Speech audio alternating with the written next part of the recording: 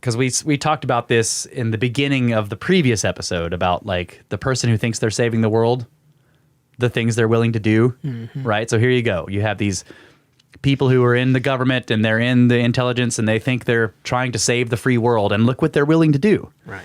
Right? Sure, call up those demons. Yep. You know, we'll deal with them. Got to save the world. In the book Monarch, the New Phoenix Program, author Marshall Thomas states, Dr. Stephen Aldrich took control of MK Often, an investigation into the occult with the help of Houston sorceress Sybil Leek. CIA behaviorists carefully studied every aspect of the occult underground. The Scientific Engineering Institute, SEI, was a CIA cutout that had been set up in 1956 to study radar. In 1972, SEI also sponsored a course at the University of South Carolina in rituals in demonology and voodoo. Dr. Aldrich was an MK Ultra programmer who focused on remote brain manipulation and the occult, the twin threads that run through the SEI corporation. The aforementioned Sybil Leek was a self-professed sorceress, astrologer, psychic, and author of more than 60 books, who was dubbed Britain's most famous witch by the BBC. This is now ringing a bell. Yeah. Leek was a family friend of Alistair. Did she ever get interviewed by Coast to Coast, the original Coast to Coast guy? Possibly. I think, listen to this. I think so. Leek was a family friend of Aleister Crowley, who was a regular visitor to her family home, and who used to pass the time by reading his poetry to the young Sybil. She first met the great beast when she was only 9, and it was Crowley who actively encouraged her to begin writing. Man, that dude's everywhere, isn't he? Yep. Crowley's all over this. Now he's influencing the CIA. Yeah. In 1972, Leek reportedly channeled a demonic entity named Caxulicum, who mocked NK Often researchers present and bragged maniacally about how the world was being fooled into believing that aliens were among us, when in reality the forces of the Prince of Darkness himself were preparing for the final confrontation with the powers of good. Furthermore, Caxulicum informed those present that Earth was a farm and nothing else, and energy derived from the souls of the human race and every living creature on the planet was being harvested to feed the minions of Satan. Nick Redfern was referred by Richard Duke to another Collins elite member who went by the name of Robert Manners. In 2007, Redfern met with Manners, who corroborated Duke's allegations and told him of a story that could have been pulled straight out of a sci-fi horror film. In 1970, MK Often personnel met with the Collins elite to discuss information obtained from a gentleman named Paul Garrett. According to Manners, Garrett was involved in an automobile accident on a highway outside of San Francisco, which plunged him into a strange near-death experience. While in that state, Garrett encountered a never-ending light blue landscape that was dominated by a writhing mass of an untold number of naked human beings screaming in agony. Above them, he saw a purple sky filled with hundreds of flying saucer-like objects that pulsed and throbbed, almost as if they were living, breathing entities in their own right. The objects busily raced back and forth across the sky like metallic worker bees. Garrett told doctors small balls of light seemed to fly from the bodies of the people and were then sucked up into the flying saucers. At that point, an eerie and deafening silence overcame the huge mass of people, who rose to their feet and collectively stumbled and shuffled across the barren landscape towards a large black hole that had now materialized in the distance. Interestingly, Garrett felt that while he was in his NDE state, he had seen things he shouldn't have and that they had followed him back. Hitchhikers. Ah, yes. Based on these stories and other information, some members of the Collins elite were forced to face the horrific conclusion that the human race was being harvested for the digestion of human souls. While researching his book Final Events, Nick Redfern interviewed over a dozen former members of the Collins elite, and he summarizes their view like this. Those intruders assure us they are our friends and allies, but according to the Collins elite, they most certainly are not. They claim to have our best interests at heart, but in reality, says the group, the exact opposite is the case. And above all else, they earnestly want us to embrace the idea that they are extraterrestrial visitors from faraway star systems. For the Collins elite, that is the biggest, blackest, and boldest deception of all. In an interview with Colonel John Alexander conducted by Project Unity in 2021, Alexander spoke of resistance he faced at high levels in the Pentagon from those who believed that UFOs were the work of the devil. He recalls once having been asked to make a UFO presentation, where at one point a very high-level official at the Pentagon, who was the deputy director for research and engineering, jumped up out of his seat, slamming his hands down on the desk and yelling, "You're not supposed to know that! That's what you learn when you die." Wow. In the documentary Third Eye Spies, senior division analyst for neurosciences at the CIA involved with the SRI remote viewing project states that he was told by a government official, "You are working with people who are linked with the devil, and you are part of the Antichrist movement." In that same documentary, remote viewer number 1 for the Stargate project, Joe McGonigal, states, "I had a senior senator in camera stand up and say, 'You, sir, are doing the work of the devil, and you will burn in the fires of hell,' and walk out. That's a senior lawmaker. And in the same meeting, when we broke for coffee, I had another senior lawmaker hug me and whisper in my ear, 'You're doing God's work, son.' Now, which one scares you the worst?" I remember that quote. Yeah. I don't know which one scares me the worst. What do you think? Again, it would appear there are two different factions, at least two different factions, even within the government itself. Yeah. Let me point out, and because this is a subtle thing that was mentioned earlier, and I don't know that the listeners might have caught on to this, but what the two physicists that met with Ray Boucher said, their opinion, or the opinion of the Collins elite, was that, because we're talking people that were involved in the Stargate project, right? Yeah, These two SRI. remote viewers, right? Okay.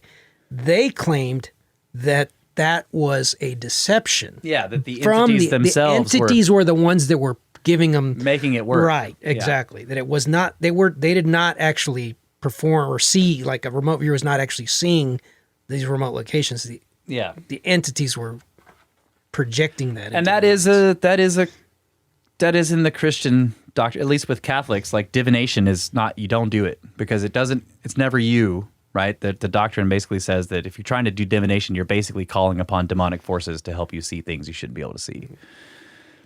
Whereas remote viewing, the idea is like, well, everybody can do this.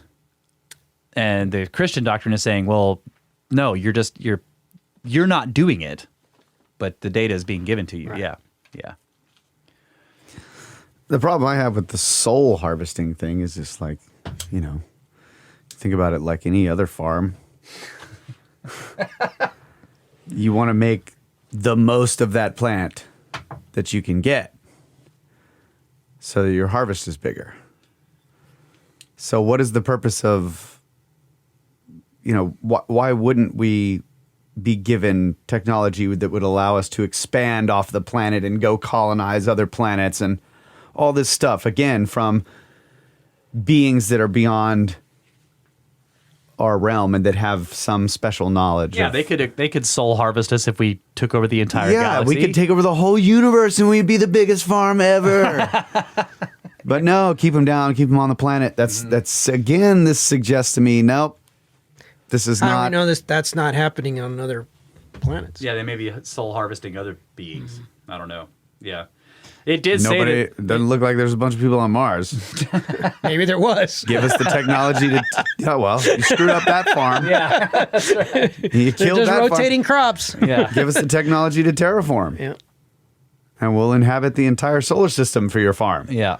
It just doesn't make sense. Maybe we're working towards that. Again, this is the long game. They've had hundreds of thousands of years to make that happen. Maybe they've been doing this for millions or billions of years. We don't know. Well, there's shitty farmers. That's what I'm saying. Get a new job. Okay, so just closing this section here. In previous episodes, we have repeatedly mentioned that George Knapp, Robert Bigelow, and Lou Elizondo have all referenced a highly placed group they refer to as Christian fundamentalists within the Pentagon that claimed that UFOs were demonic and forced the cancellation of the ATIP program. And we now know that the reasons behind that belief were held by a shadowy group known as the Collins Elite. Yeah, I remember Redfern. I think I heard him on Mysterious Universe talking about the Collins Elite. He did an interview with them right after publishing that book. It was really interesting. Yeah. I couldn't tell if, and this is classic with Redfern, I couldn't tell if he bought it. He does, I've listened to a lot of interviews. I think that he felt like those guys were believable. He thinks it's, he doesn't, he's not 100% on board. He thinks it could be an op. Yeah. Yeah. And I don't dispute that. I don't know. Yeah. It's just another puzzle piece. Right. It is suspicious how it happens, right? He calls up, he's like, yeah, I'm kind of looking for, some people who used to work in the government that thought UFOs were demons. And they're like, whatever. And then a couple of days later, he gets a call and they're like, yeah, you wanted to talk about demons and UFOs? Like some CIA guy is like, oh, yeah, I'll take that phone call. He does. I'll put that out there. This will be great. I can't remember the name. The first interview that he conducted, the 86-year-old senior member of the Collins Duke, Elite. Mr. Duke. He said that Duke, he said, and he goes, I don't want to, disparage elderly people or anything. He goes, but from the time he was contacted to the time, or should I even back up further, it was only 11 days from when he called. Yeah. From when he received the call to when he met with him. And he said they met for hours, and he said that he was as sharp as a tack. He said everything he asked him, he had an immediate answer, and he goes, I would find it very hard to believe that someone of his age could have memorized that much information and been that quick with his responses. He said, in his opinion, he was being truthful. Yeah. That doesn't mean that the information that he had wasn't, that it was factual. In other words, again, he's relaying information. But that's classic Nick Redfern. I've read tons of his articles and quite a few of his books, and he's like, he does a good reporter's job of like, here's the data that I got. Right, he's doing what I'm doing. Yeah. He's not trying to tell you what to think. He's just saying, here's the data, make of it what you will. Yeah. He lives in Austin. We ought to get him on the show. That would be interesting. Yeah. That would be cool. And we are way over again. Way over time, yeah. Let's take a break. We're already on 2 hours. Yeah. Okay. Well. All right. We'll be right back. Yeah.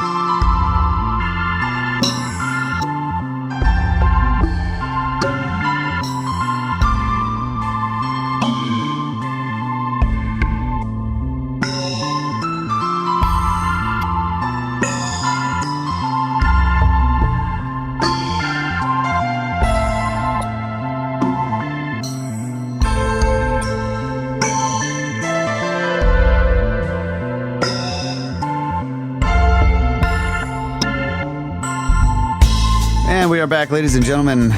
I think this is the final segment, and it will go as long as it needs to go. Yeah. Brothers of the Serpent, the way you wish ufology was taught. Exactly.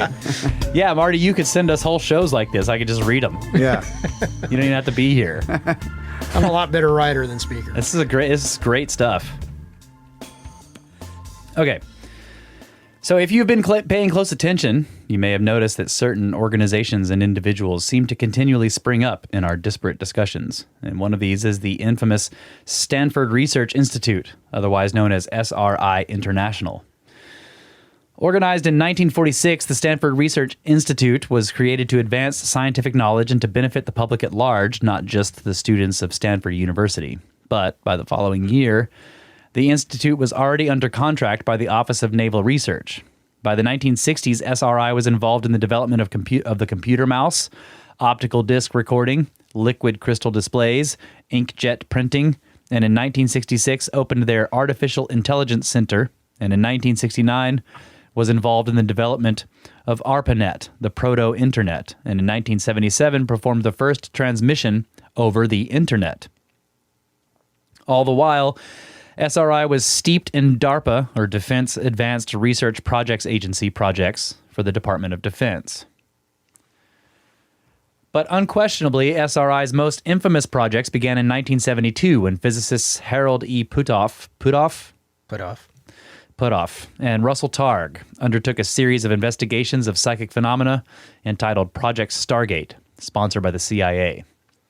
These projects included consciousness research with psychics such as Uri Geller and remote viewing with Pat Price, Ingo Swann, and Joseph McGonigal.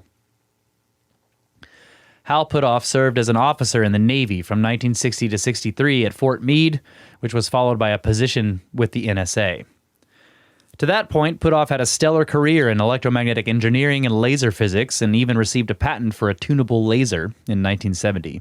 Then, inexplicably, he made a radical shift to biofield measurement and parapsychology. According to Robin Adair's Remote Viewing, A Brief History, Puthoff's career shift coincided with his achievement of OT, what is this? OT7, the highest level within Scientology, which provided him access to all of their classified data. God. Yes, Hal Puthoff was a high-level Scientologist. Okay. Adair states, in January 1971, NSA's Harold Hal Puthoff, one of the fewer than 3,000 Scientology clears in the world in 1971, has joined the ranks of a much smaller number of OT7s. So he's one of the clears. Following initiate Scanate, or scan by coordinate research funded by the CIA in 1970, Puthoff and Targ began conducting their remote viewing research at SRI with another OT7 Scientologist, Ingo Swann. The Scientology publication Creation of Human Ability, published in 1954, known as the Grand Tour, states, the commands of the Grand Tour are as follows. Be near Earth, be near the Moon, be near the Sun, Earth, Moon, Sun, giving the last three commands many times. Each time, the auditor must wait until the pre-clear signifies that he has completed the command. The pre-clear is supposed to move near these bodies or simply be near them. It does not matter which. Ritual. Yeah, like a remote viewing ritual. Exactly.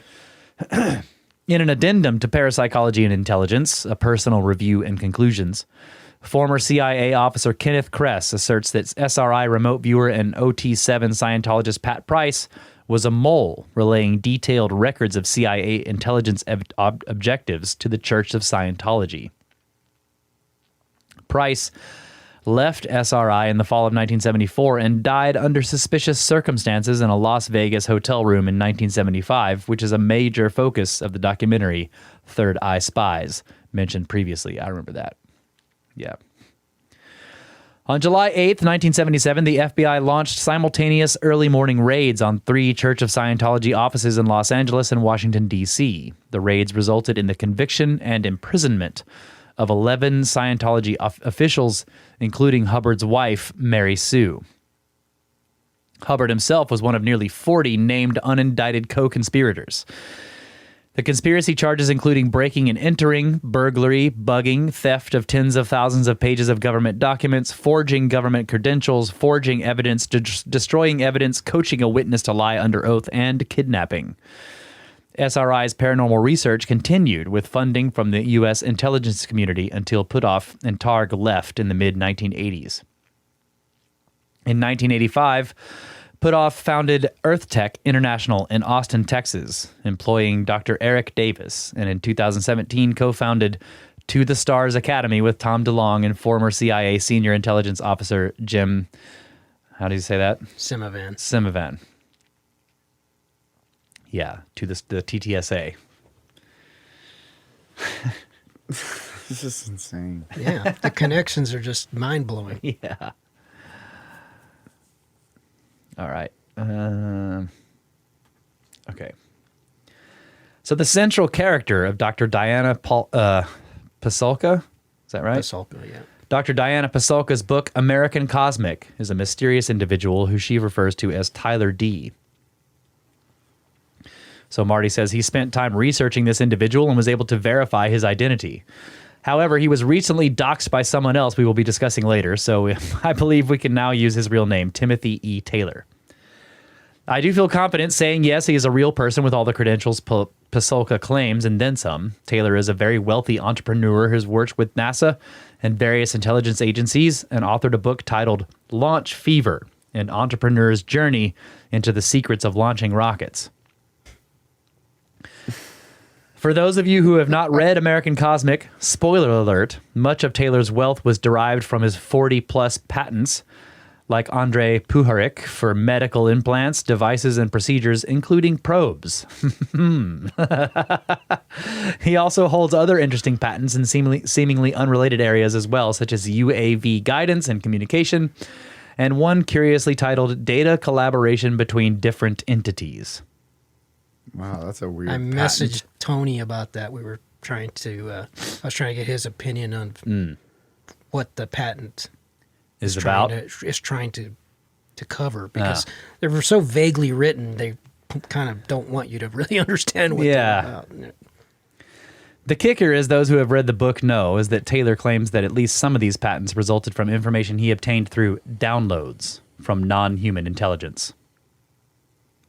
In an earlier paper, Pasulka wrote, Tyler's most successful technologies, such as implant devices that are etched with a laser and coded so that human tissue recognizes them as itself and not a foreign agent, or the use of an ancient stem cell that appears to help alleviate pain associated with cancer, is not something he openly shares. Why?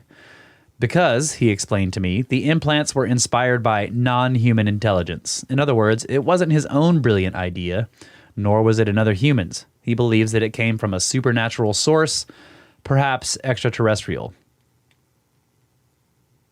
Why are extraterrestrials supernatural? Or is that just a weirdly written sentence? That's actually something that,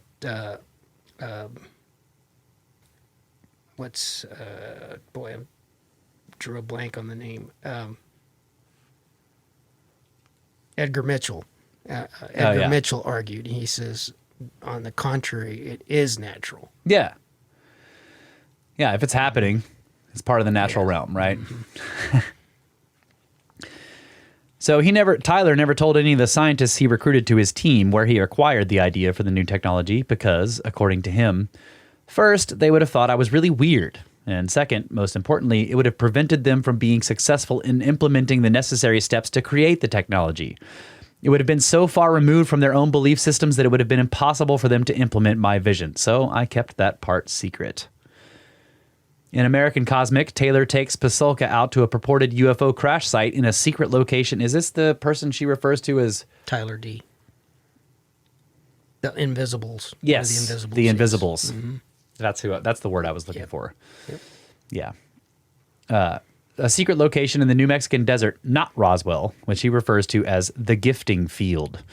Taylor goes on to express his belief that this, as well as many other similar sites around the world, were not crash sites at all, but were instead gifts from the non-human intelligence to seed advancements in human technology. In a more recent interview, Pasulka added an interesting comment regarding debris recovered at such sites. Taylor told her, "You think you are studying the parts, but the parts are studying you." That's cool. So is she talking about the site that is in I don't Trinity? know if it's at Trinity site or not. Okay.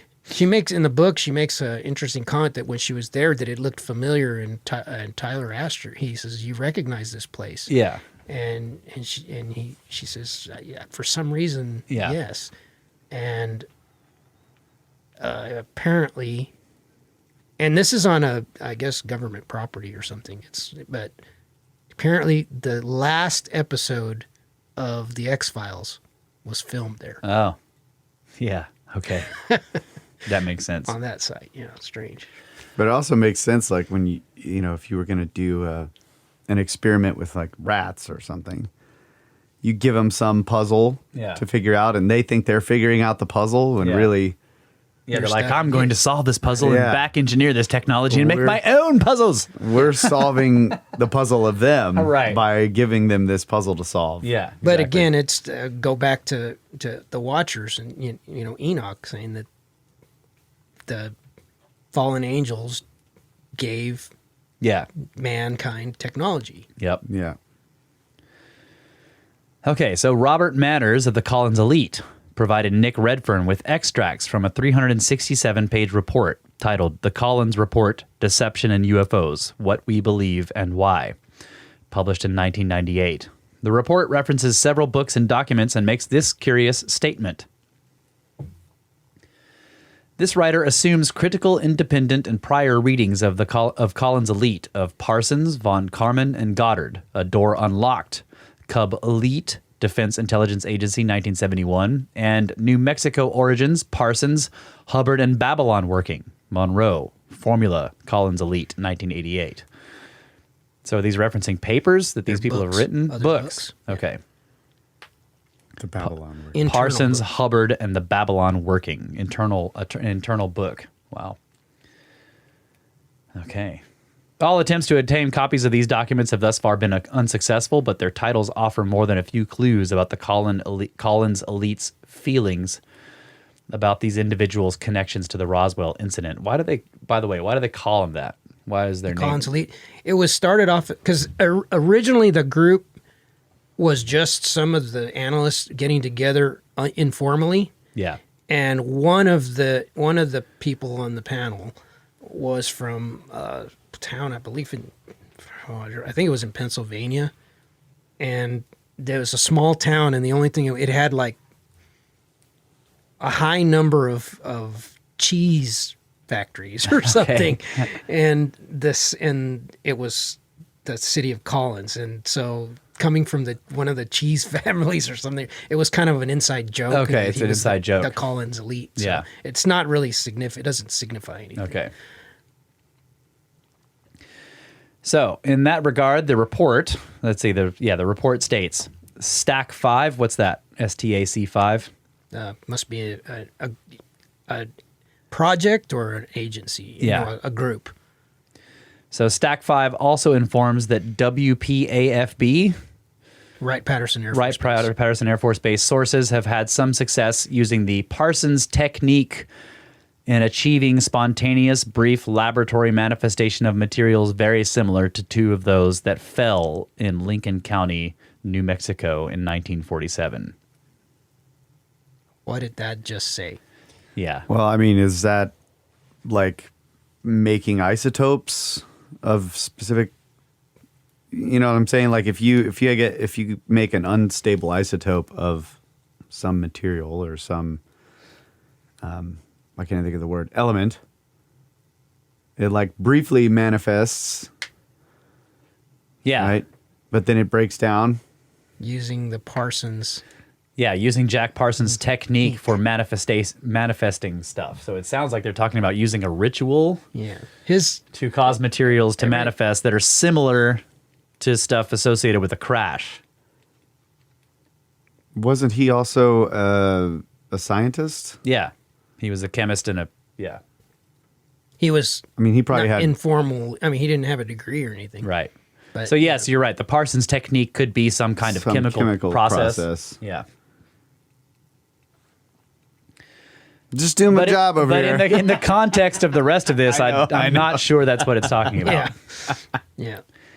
In 1991, Ray Boucher was also told by the two physicists from the Collins Elite that the unusual debris found in 1947 was not the result of a crash or aerial explosion of an alien spacecraft. Rather, that may have been cosmically and alchemically weaved in realms far away and then carefully and deliberately dropped on the desert floor at the Foster Ranch. Boucher asked them specifically in a later conversation, how do you know this? And how does it happen that a demonic force can also interact physically? And their response was, you're a pastor. You've studied theology. Go back to the Bible and look. Boucher remarked, one of the things that made me believe there could be some sort of physical interaction is the mention of the Nephilim in Genesis in the Bible. Whatever these otherworldly beings were, angels or fallen angels, they were able to interact physically and create some sort of progeny here on Earth. Just as the nature of the unidentified objects observed in the sky has changed to suit the level of sophistication of the historical period, it is also possible that so has the nature of the materials recovered. The conclusion that the UFO crash debris in the 20th century were gifts from extraterrestrials is not inconsistent with the treasures found by money diggers such as Joseph Smith under the direction of spirits in the 19th century. That's pretty good right there. Yeah, that was my connection. Yeah. I didn't read that anywhere. Yeah, that's good. Where's my... And it They does, don't work. Doesn't work. Boom. That's what I hit.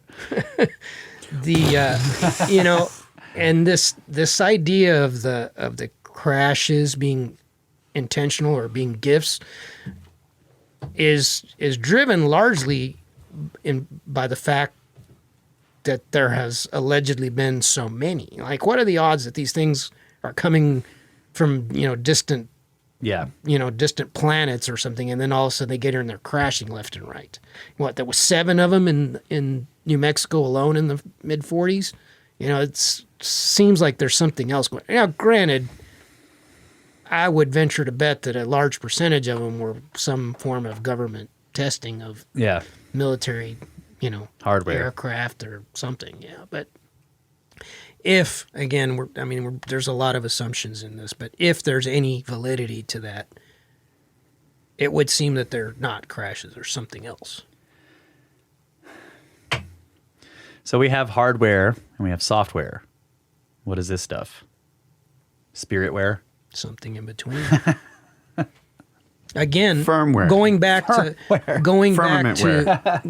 back to my analogy at the beginning, because that's sort of what I was trying to cover, is instead, it just seems practical. And we may eventually get this way. Like we may, maybe within our lifetime, that when you go on Amazon and you order something, instead of having it shipped halfway across the world, you have your it just gets printed. Tricked out new 3D printer, and it just transmits the blueprints effectively of whatever this thing is, and it just spits it out. Mm-hmm.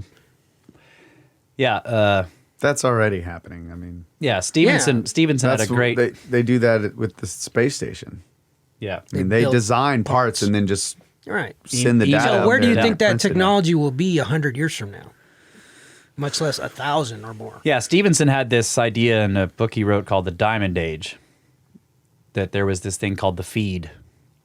And it was actually like everybody was hooked up to it in the same way that we're all hooked up to power lines, except this thing sent elemental materials. Again, you just had you had the feed connected to your house, and then you had the printer, and you just made anything you wanted. It would just draw the materials out of the feed. And as I pointed out in, was it the Skinwalker episode, I believe, I mentioned that 3D printing technology is so old that the patent's already expired. Yeah, that's right. That's the only reason that we're seeing it at a consumer level now, is that it's so old. Whatever agencies or anything that initially developed it, they're done with it, or they've moved on. They've moved to more sophisticated technologies. So, again, if we can conceive of ways of this being accomplished, minds far more advanced than ours will eventually figure it out and develop it. Yeah. All right. Final document here. Although the Collins Elite assessment painted a very negative picture of contact with non-human intelligence, as we heard in the stories such as that of Jack Prager's Paraclete and AB's life-saving otherworldly medical diagnosis, not all contacts with these mysterious forces has proven to be demonic. As a PhD professor of religious studies at the University of North Carolina in Wilmington, in her book American Cosmic, Diana Walsh Pasulka applies her expertise in theology to analyze historical events, such that which took place at Fatima in Portugal in 1917 and other Marian apparitions through the lens of potential UFO encounters. Although not elaborated upon in the book, Pasulka was introduced to Tyler D., a.k.a. Timothy Taylor, by a quiet gentleman from Fayetteville, North Carolina, with a very bizarre story that happened to be the subject of ATIP's first investigation. This is a question, if we're able ever able to get Louis Elizondo on, that's the first question I would ask him. Yeah. What do you know about this encounter? Because I've never heard him answer anything related to this. And it's very strange. Initially known as the Fayetteville Encounter, this story spans nearly 15 years, and it would easily fill a dedicated episode. So we'll just touch on the highlights, which we believe are most relevant to the theme we have been presenting. Chris Bledsoe owned a very successful construction company that built over 100 homes per year with $15 to $18 million in gross annual sales. Then in the early 2000s, he developed severe Crohn's disease to the point that in 2004 he was hospitalized and had a near-death experience.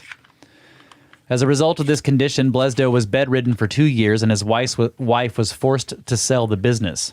Once doctors were able to stabilize his condition with medication, he was still suffering from severe depression. Finally, in October of 2006, he started contracting again, and upon completion of his first home in January 2007, he was sent on an incredible journey that continues to this day.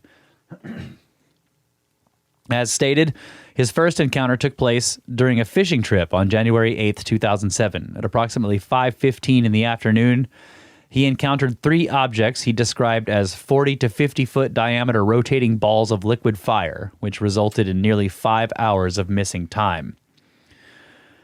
One evening, not long after that first incident, Bledsoe is at home when the dogs in his kennel begin barking. He looks out the window and he sees a light and believes someone is breaking into his father's workshop. So he runs out and is confronted by a 4-foot-tall, expressionless being, which he describes as glassy and glowing brightly like the color of the moon, with a dark triangle on its chest. Then suddenly he hears loudly in his head, "You don't understand. We're not here to harm you. We're here to help you." And it vanished. Then, a few minutes later, he's smoking a cigarette and trying to reconcile what he just witnessed when he is approached by an 8-foot-tall being with a large head and eyes. Bledsoe immediately turns and grabs his son, Chris Jr., and runs to his truck and speeds away. Although terrifying, following these encounters, all of his Crohn's symptoms vanish. However, in spite of that, he still suffered negative repercussions. Bledsoe hesitantly contacted MUFON. Bledsoe. Yeah. Sorry. Bledsoe hesitantly contacted MUFON in order to report the incident, and a large investigation ensued. Eventually, James Carrion, a regional director of MUFON. I'm whispering something to myself. Do you know this guy? Yeah. Have you watched the Showtime UFO documentary by what's his name? Bad Robot. My brain's scattered right now. I haven't watched it. He comes out in it. Okay. I don't know how someone of that nature would become a regional director or even be involved. He's a skirptard. Oh. Well, they probably have to have a few skirptards just to point to be able to say, "Look, we got some skirptards." You know, you gotta have a skirptard or two so that you appear like you're legit. So this guy, this regional director, pushes Bledsoe to participate in a Discovery Channel documentary, and this turns out to be a hit job, and Bledsoe is depicted as a fool. As a result, his children are ridiculed in school, and even his family does not believe him. He's also shunned by his community, and all of this causes him to avoid any further involvement with the UFO community. Yeah, that's bad. Then in 2008, NASA astronomer and engineer Dr. Hal Povenmire shows up on Bledsoe's doorstep and is taken under his wing for the 11 years which followed. Dr. Povenmire became Bledsoe's biggest supporter, along with CIA senior intelligence officer Jim Semivan, who took up the position of Bledsoe's protector, as well as Colonel John Alexander and former Stargate Project remote viewer Joe McGonigal. Bledsoe believes that he was ostracized by MUFON and a large segment of the ufological community because he believed that his encounters involved angels and not scary extraterrestrials. Furthermore, he believes the glowing 4-foot-tall entities were some form of artificial technology.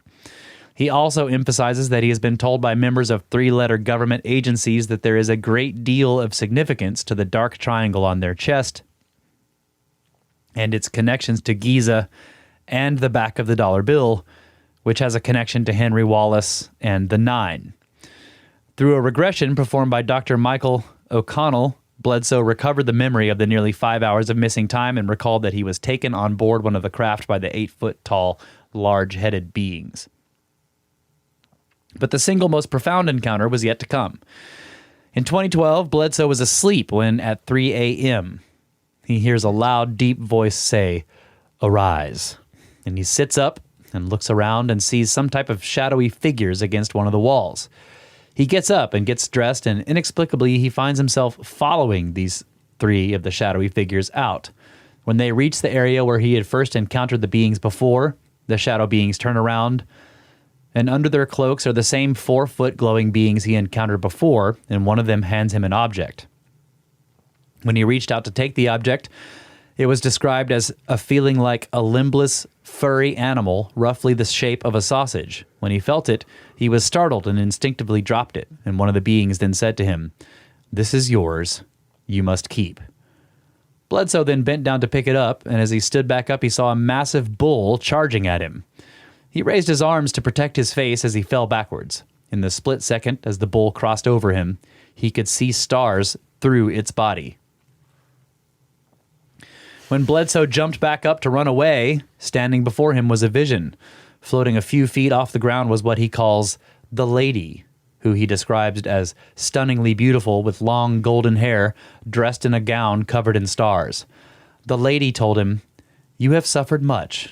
You know why I am here. This is your burden. You must keep."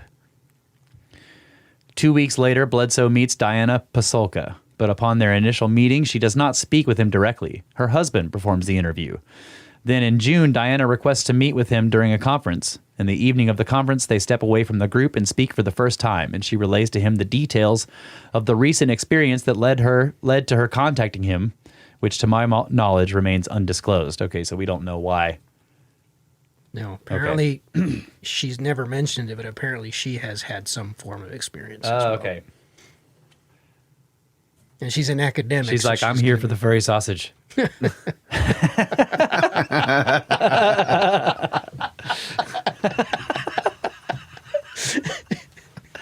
She later requested that he fly out to Hollywood to meet with the directors of the movie The Conjuring, upon which she was consulting. Due to his prior experience, he declined, but she persisted until he stated that he would need to sign sign an agreement to do so against his inclination. That sign. Oh, okay. So I'm sorry. He needs a sign in order to agree to do so. And that sign came inexplicably in the form of a tree burning from the inside in the middle of his front yard, which was nearly inextinguishable. So now he's got the burning bush. Once he agrees, he was harassed by an unnamed but allegedly well-known government agent warning him not to attend the meeting with the movie producers. Upon notifying his friend Jim Semivan, he was told not to worry and proceed with the meeting. Pasulka corroborates that. So you think that was one of the Collins people? One of the Collins people is like telling him, "Don't do this"? I don't know. You're about to go that I don't meet know. up with these movie people doing The Conjuring, and that was about the what's the name of that couple? Famous paranormal investigators. Kind of got discredited later. Yeah, I don't remember the name. But Yeah. Diana Pasulka was a consultant on that. Right, I find that interesting. I thought The Conjuring was pretty good, but yeah, what's the name of that? Anyway. Okay, so Pasulka corroborates that during the meeting at a restaurant in Hollywood, she stepped outside and parked up front was a large governmental vehicle with agents standing around, one of which gave her a nod. Bledsoe has turned down several offers for the rights to his story. Grant Cameron corroborates this, claiming that he personally witnessed an astonishingly large offer from Tom DeLonge. Bledsoe has declined these offers on the basis of retention of ultimate rights of approval of the script to dissuade sensationalism and ensure the accuracy of the account. Maybe, just maybe, as with Joseph Smith and Ray Hernandez, he was prohibited from deriving monetary gain from his experience. Although downplayed by Bledsoe, Cameron also claims to have witnessed Bledsoe's apparent healing powers. And another inexplicable experience is documented in the book Reality Denied by Colonel John Alexander. In short, while visiting him at his home in North Carolina, They are sitting in Bledsoe's truck discussing the phenomenon when in the middle of the conversation, Bledsoe tells him, "They're here." Alexander looks up and sees a large white orb hovering in the sky over the truck, which then shoots off at incredible speed. The lady continues to visit Bledsoe and has conveyed to him many messages, the details of which have only been shared with the related parties. One of these is said to have been an assassination attempt on the Pope, which caused a change in itinerary and thwarted. As such, Bledsoe has drawn the attention of the Vatican, where some of his writings reside in their archive, as he is being monitored by their staff. Furthermore, after one of their initial meetings, Timothy Taylor sent Bledsoe a picture of an envelope and a drink coaster from Camp David, suggesting that Taylor was briefing then-President Obama on their meeting. It is an incredible story, yet relatively little is known of the full story. There is one especially important detail that has been recently disclosed. This is the true name of the lady, which should have quite a bit of significance to the overall theme of this long presentation.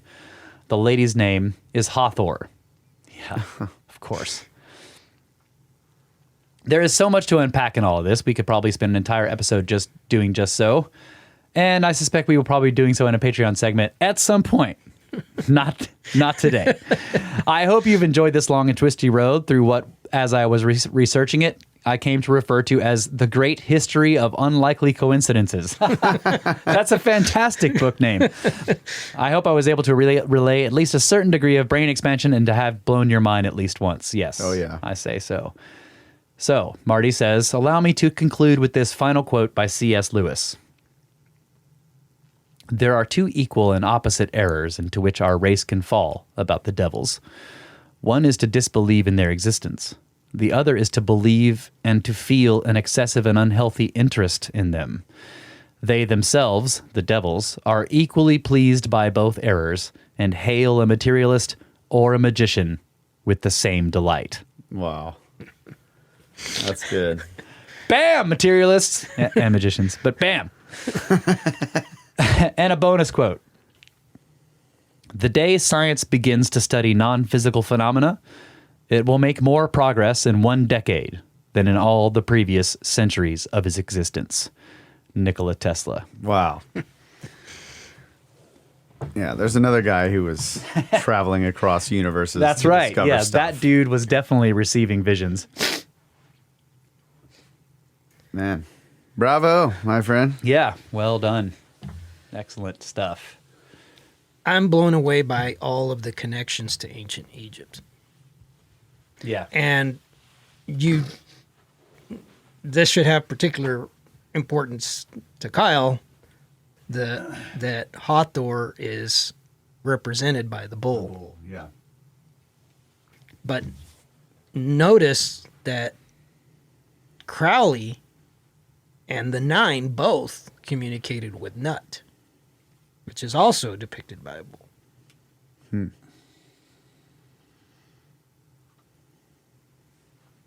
Don't know, man.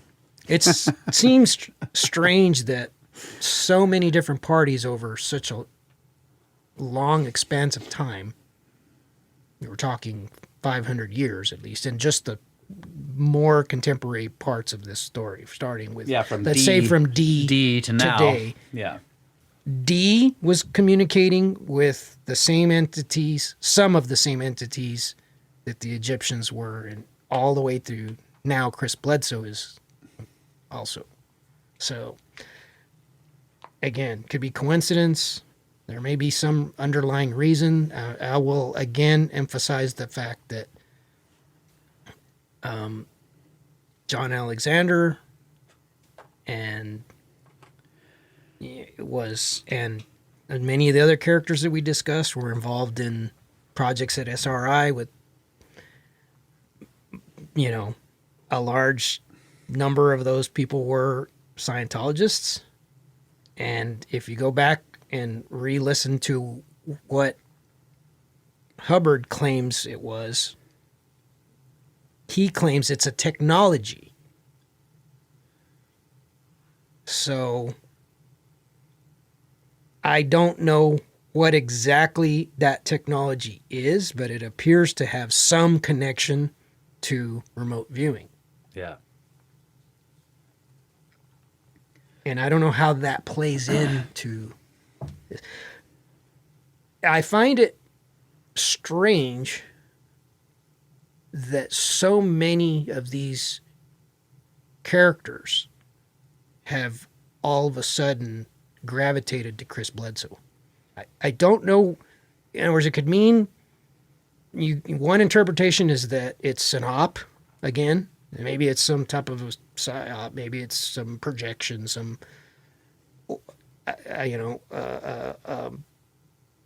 a deception on the part of the government, maybe a test. I don't know, something like that. Or is it that they know that there is something to it, and he is the current chosen one to carry this knowledge, or that's being presented this knowledge? He's like, it does. In a way, he's like the John Dee of today. Yeah, it does seem like in some limited cases, anyone can do some of this stuff. But the best thing probably if you're trying to really have a powerhouse is to just find someone who's already been put in contact or forced into it or is doing it on purpose or whatever. They say that, and I assume that the remote viewing is a lot like the psychic communication stuff, that they say everybody's capable of it. Right, but, everybody's capable of it. But it's like basketball. Some people can play basketball, and some people are extraordinarily adept at it. So that's what happened to D. D brushed up against this, but he did not have the ability to communicate. He had to find people that were especially talented in that to be able to do it. Yeah. And maybe that's, like in the case of Chris Bledsoe, Tyler D's receiving, by his own claims, and he's got the bank account to back it up, that he's receiving downloads of information that have made him very wealthy. Yeah. And yet he's gravitated to Chris Bledsoe. So in his case, he's allowed to make money off of the stuff he gets, right? It's like interesting because like in some cases they're like, you're not allowed to make monetary. He made a deal with the devil. Yeah, I know. And they're like, here you go. And he's like, patent, and he's like, all his money. I've heard in an interview, this is not something talked about very much, but I've heard in an interview with Ryan Bledsoe, which is Chris Bledsoe's son, that some of the patents that he has were derived from information he obtained through Chris Bledsoe, or were verified. Like he would bring him an idea that Chris Bledsoe allegedly would then ask the lady or whoever he's in communication with, and they would correct it or alter it or verify it in some way. Casey was like that too. I was surprised. I was going to hear Casey in any of this. I was going to put, because Casey was doing the same. Casey was doing the medical diagnosis through the spirits very much. He refused to take money for his. I had to draw a line somewhere. I can only put so much. Yeah. And if this thing becomes a book, there'll be a lot of other characters that I just didn't. Some of it I also wanted to try to put in as much of the stuff maybe you hadn't heard of. Yeah. Than things that are a little more. Now, you've talked about Casey in the past. Oh man, it was incredible. Yeah. Wow. Definitely a set of episodes I'm gonna have to listen to multiple times. Right. We'll chew on them, and then we'll do some Patreon stuff. Yeah. By the time I won't. But it's possible that by the time this episode gets published, Kyle and I could do a Patreon episode on some of this content, even if you can't be there. I know you've got to travel, but you might be able to do it remotely with us. Mm-hmm. Well, wait a minute. What do you mean by remotely? Like, how are you going to just... He's just going to, like, summon sit some down and... He's going to draw the same pentagram thing you drew on the floor of the cube to summon Pan. And then there'll be two of them, and he can just be here in spirit. I'll remote view in. Yeah. Well, thanks, Marty. I really appreciate it. You got either of you have anything left? Anything more to say? This Made might some explain good flat cakes in that pan. This might explain my absence from the Discord for the last few weeks. Oh yeah, working on this and hadn't been communicating very much. Plus, I kept I was trying to avoid it because I get questions that I didn't want to answer. At least now I can actually talk about it a little. Well, wait. You got to wait for this episode to come out. Oh, yeah, I got to wait 2 weeks. Yeah. Mhm. By the time they hear this, I'll already be able to do that. Yeah. All right, man. Awesome. Thank you. All right, everybody. brothersoftheserpent@gmail.com for the email. brothersoftheserpent.com for all the podcast stuff on the website. You can donate there. Join the pyramid scheme. And thanks to all of you listeners. We're tired. We've been doing 8 hours of podcasting now. So we're going to sign out. You know all the rest of the stuff. We love you guys. Always have. Always will. Good night, Adamu. Get back to work, Pan. No!